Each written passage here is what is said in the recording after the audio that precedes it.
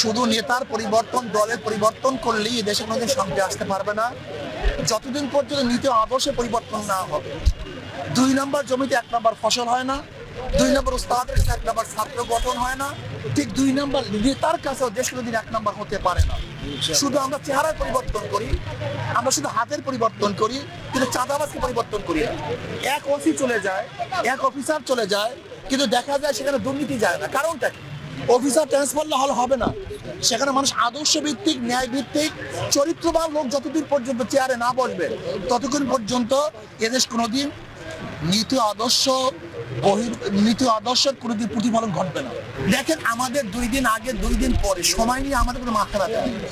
আমরা চাই একটা নিরপেক্ষ গ্রহণযোগ্য নির্বাচন।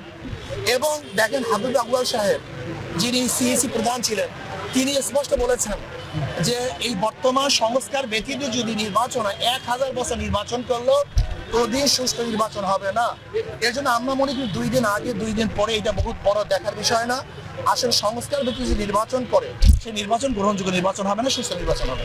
ক্রিয়া নির্বাচন চাই, এর জন্য আসলে তো বিএনপিও জাতীয় সংসদ গঠন করতে চায়। আর জাতীয় সংসদ গঠন করার জন্য প্রয়োজন কি? সবাইকে মিলে, আর সবাই সংসদে যাওয়ার সবচেয়ে উত্তম পদ্ধতি হলো পিআর যদি নির্বাচন হয়, পিআর সিস্টেমের সংখ্যানুপাতিক হারে নির্বাচন হয়, তাহলে সকল আদর্শের মানুষগুলি সংসদে যেতে পারবে। তাহলে সর্বজনীন সংসদ হবে। আর সর্বজনীন সংসদ যদি হয়, তখন প্রত্যেকের দাবি দাওয়া সংসদে পেশ করতে পারবে, রাস্তায় হরতাল করতে হবে। আমি মনে করি মব এটা খুব খারাপ একটা জিনিস, কিন্তু মব কেন হয় এইটার দিকে লক্ষ্য রাখা উচিত। মব তো আওয়ামী লীগের আমল হয়েছে। আপনি কি মনে করছেন আয়নাঘর কি মব নয়? নির্বিচারে মানুষকে যখন হত্যা করে সেটা কি মব নয়? যখন মানুষকে গুম করে সেটাও কি মব নয়? এরকম অত্যাচার অবিচার আমিও তো মবের শিকার হয়েছিলাম, আমাকেও তো অ্যাসাল্ট করা হয়েছিল। কাজে আমি মনে করি যে মব এই সংস্কৃতি বন্ধ করা উচিত, আর মব যেন না হয় সেই ব্যবস্থা গ্রহণ করা উচিত। আপনারা দেখতেছেন সাংবাদিকদের প্রতিদিনের আমরা নিউজে কি দেখছি, বাংলাদেশে মানুষ ব্যবসা করতে পারতেছে না, আমাদের মা বোনদের ইজ্জত দিয়ে তারা ঘরে থাকতে পারতেছে না, আজকে যুবক সন্তানরা তারা থাকতে পারতেছে না।